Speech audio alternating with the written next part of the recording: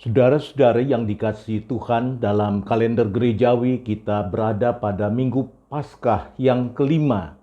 Minggu di mana kita bersama-sama menghayati misteri kebangkitan yang dialami oleh murid-murid Kristus.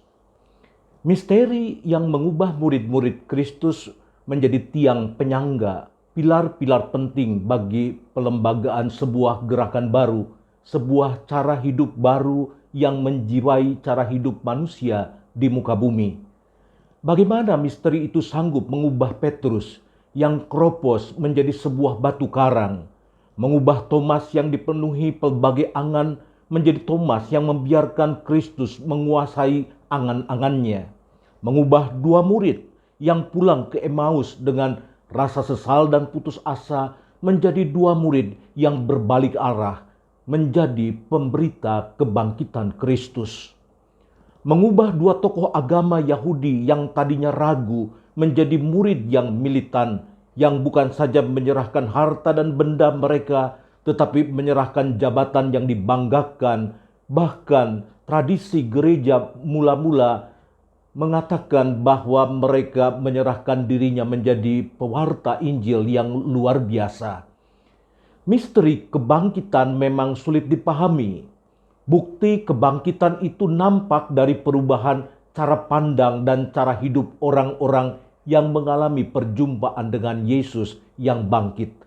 Tapi bagi orang-orang yang menyadari bahwa perubahan hidup bukanlah sesuatu yang mudah, mereka akan mengerti bahwa perubahan itu adalah bukti dari kebangkitan Kristus. Murid-murid yang mengalami perubahan hidup menjadi sebuah kesaksian yang nyata, yang begitu luar biasa. Kesaksian akan kebangkitan Kristus menarik banyak orang untuk memulai sebuah cara hidup yang baru.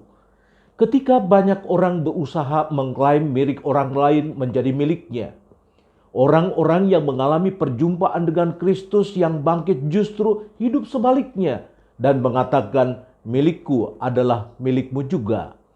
Ketika banyak orang berlomba-lomba untuk memperoleh kekuasaan yang tertinggi, dan demi itu orang menghalalkan segala cara, orang-orang yang mengalami kebangkitan Kristus justru berlomba-lomba menjadi yang paling rendah di antara sesamanya.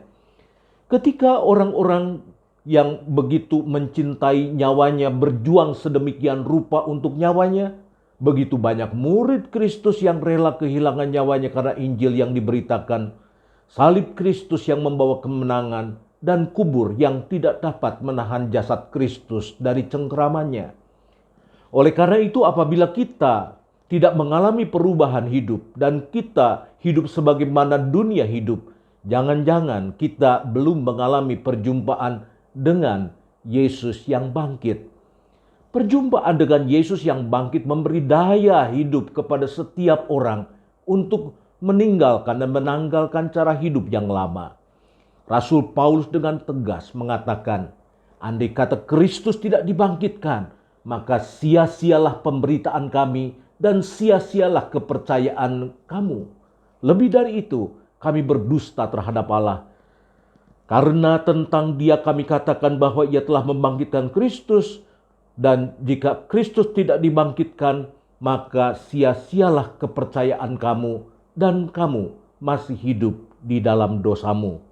1 Korintus 15 ayat 14, 15a dan ayat yang ke-17. Tuhan Yesus memberkati kita. Amin.